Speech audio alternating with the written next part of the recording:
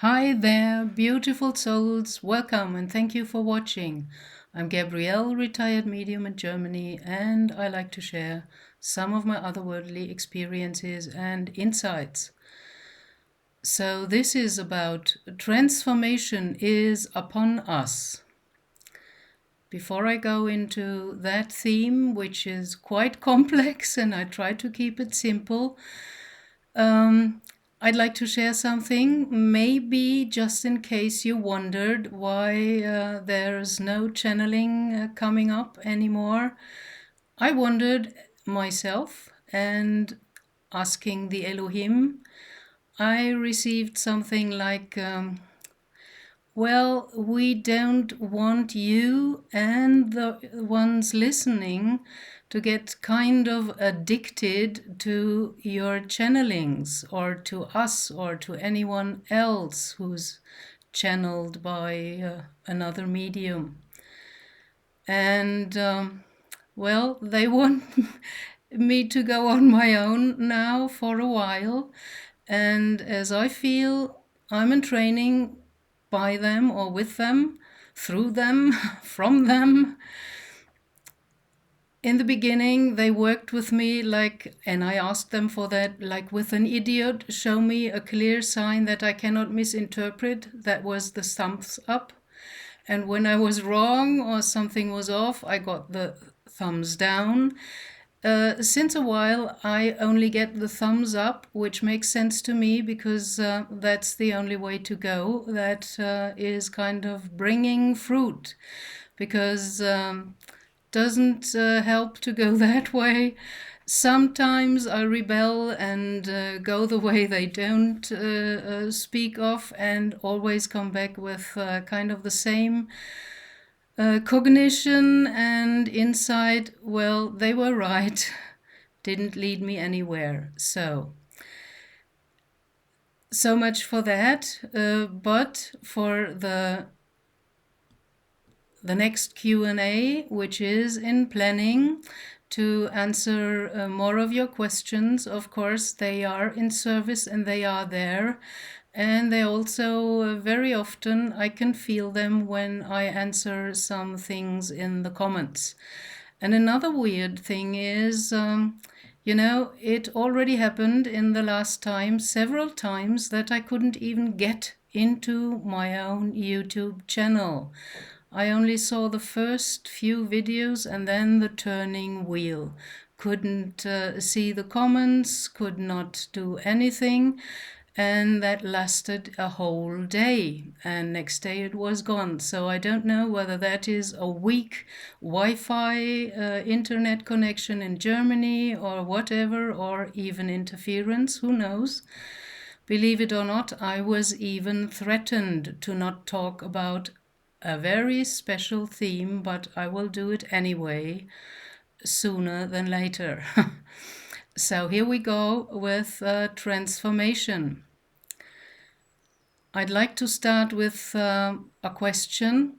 How do you know? How do you know something? Anything? You can believe what you were taught in school, or what maybe authorities or Wikipedia tells you. But as I have shown in one of my last videos about the disinformation campaign, everything we know and believe is wrong. So how else can you know something, anything? Usually we how to put that? Usually we rely on perception via the five senses, which is touch, feel, smell, taste, hear, and see. So feel and touch is more or less the same. And forgive me if I go sideways sometimes with my eyes, because this theme is so complex. I need to have a look at my notes so to make sure that I don't skip a point or forget something. And as a trained medium, I learned, and it makes sense to me, that all of our five senses, like touch or feel sense all of them have kind of an invisible prolongation using our subtle bodies, their information and their perception.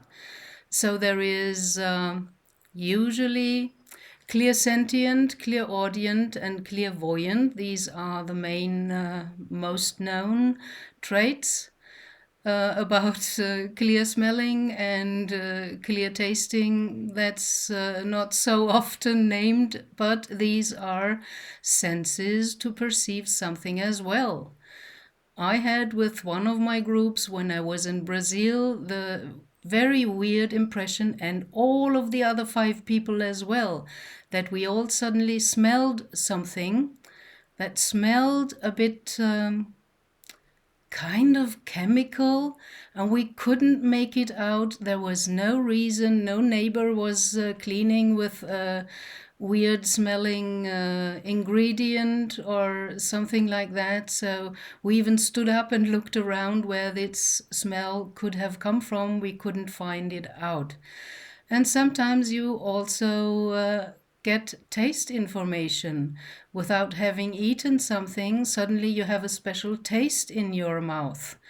So the 5 senses, touch, aka feel, smell, taste, hear and see, can also lead you astray and give wrong information.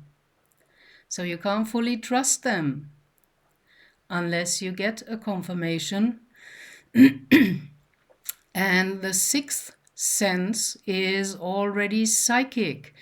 That's mostly named clear knowing. You just know things, and you don't know where this knowing comes from because you don't have any experience or you didn't read about it. You just know things. So there we go. And about knowledge, I would like to share my view upon that, and I'm not alone with that. I heard other shamans and druids more or less say the same thing. Knowledge is data and information generated by the sensorial, aka the 5 senses, and is processed by the brain. However, wisdom is data and information generated by the soul and processed by the heart. That's a total different case. So going back to transformation, the theme, well, what is transformation? As you know, I like to use the little bit of Latin that I still remember from school. I go by the root meaning of the word, which is trans. That means in Latin above, and formare, that comes formation from, which means form. To form, to be formed, to be changed. So transformation means you are formed or changed into something above, something beyond, something else. So what is this something else or above or beyond? Well, we only know in the 3-dimensional beginning of the 4th dimension, the 3 or 4 states of matter of our body, and what we can perceive with the senses of our body. We know about the 3 stages or states of matter, as in physics as well, solid, fluid, and gaseous. And the 4th state of matter is heated and compressed gas, which turns into plasma, which turns into crystalline. Remember the first LCD screens, which LCD stands for liquid crystal display. And when you put your finger onto your LCD screen of your laptop, you could see and feel that there was a little inundation and there were these kinds of rings forming around, and you could feel that under the pressure of your finger, the screen was kind of moving a bit inwards. So there you have it. The fourth state of matter is heated and compressed gas, which is plasma. So that's where we all go, where we are going to. And as Yeshua talked about transformation, which is in biblical terms very often called the rapture or also harvest, in the allegory that Yeshua used very often, the garden of God, which is earth, and there is growing wheat and grain and so on. So he spoke in one passage to a guy called Nicodemus about the transformation that humans will go under, and he named it the rebirth of water and spirit. So what is water and what does spirit mean?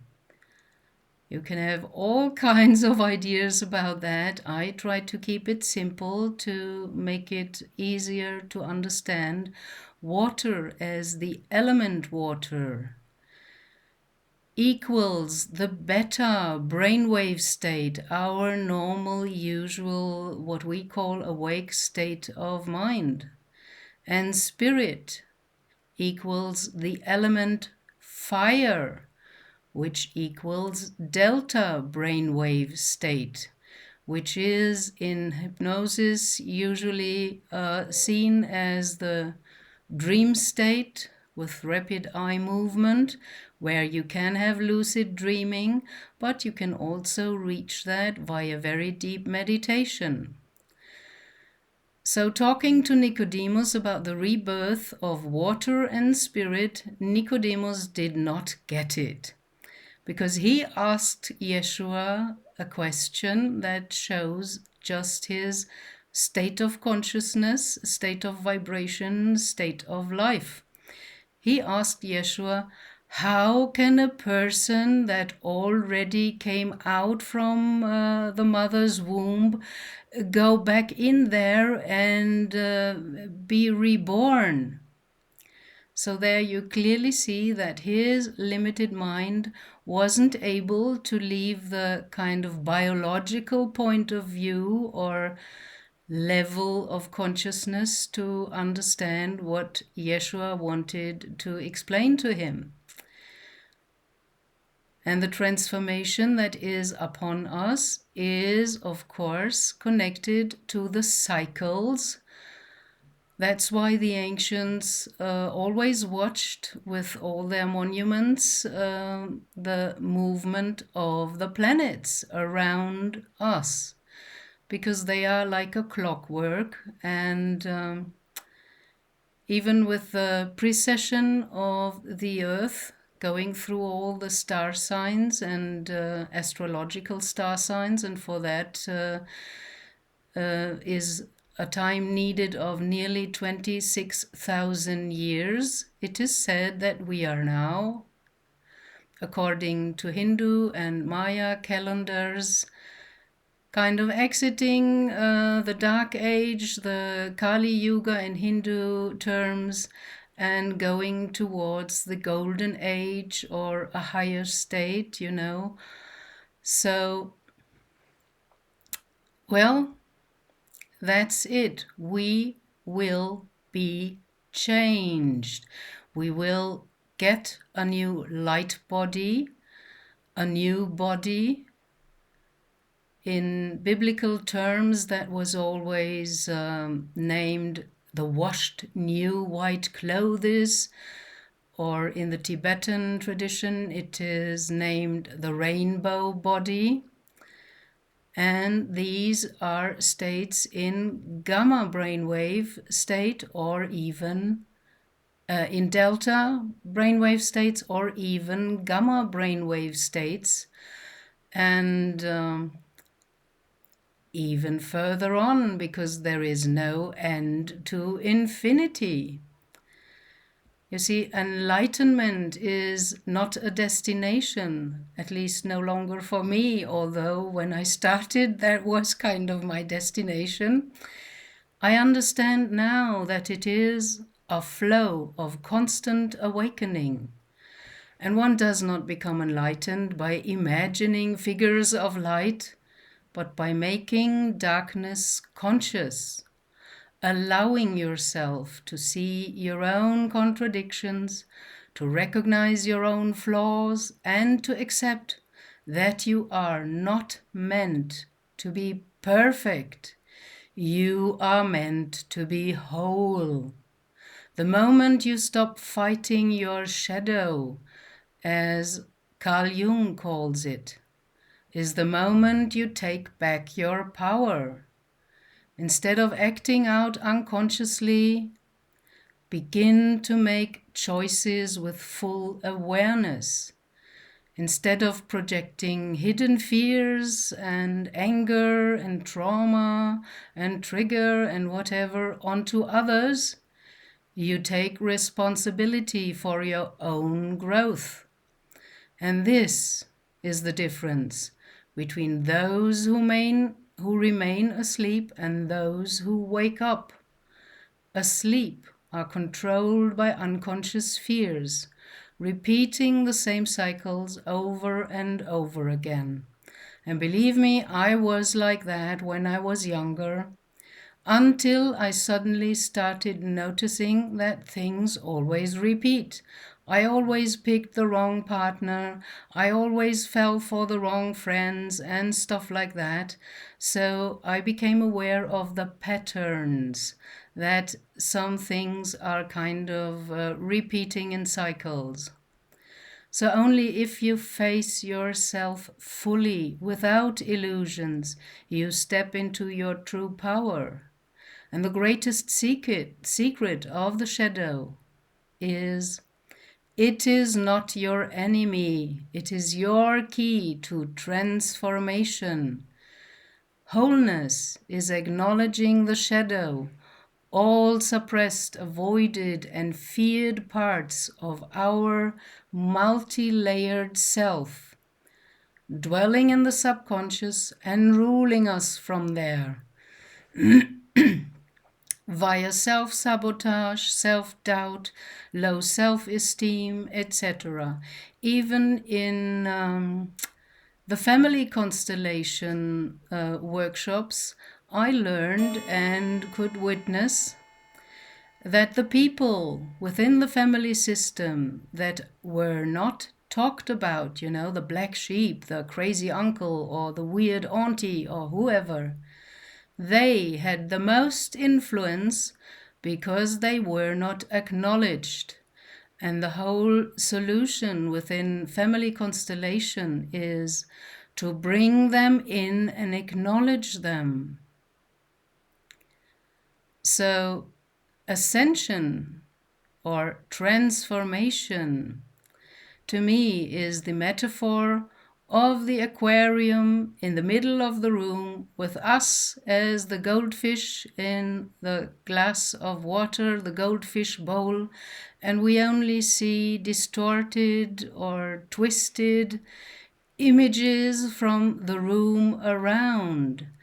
And by undergoing the transformation that is at the end of the great cycle where we are right now, initiated by the higher frequencies of gamma rays being sent out by our sun, the Christ consciousness, the ruler of our solar system, and working on our consciousness and DNA. So eventually we will come out of the aquarium into the greater room, containing all the other realms of angels, ETs, and other life forms. So that's it, to me, what it is all about, this transformation or the rapture or ascension, however we would like to label that. We always like to put things into boxes and put a label onto it, and then we think we've got it. We more or less lost it exactly then, because it's a living process. And Yeshua himself said, you have to leave your truth from today for the truth of tomorrow. Or the old Greeks said, panta rei, everything is flowing. If you're in the flow with the life force, that is flowing kind of towards the ocean, then you are in a good state, on your good path, and everything is going according to cosmic law, because it's meant for all of us, unless you negate it or don't accept it. Well, that's your choice. I think I take the other choice. So that is what I wanted to share with you today about transformation and the shadow and integrating and becoming whole again. And that we are all meant to have this experience, the first-hand experience of becoming more conscious, perceiving more things that the outside world tells us does not exist or is not there. But right now, as most governments have to acknowledge that ETs are there, while years ago they denied it or ridiculed people who talked about that. So that time is over. We have to broaden our consciousness and our horizon of understanding, and acknowledging that there is so much more between heaven and earth. So that's it for today. Thank you for watching. Blessings, love, and light to you on your soul path. Bye.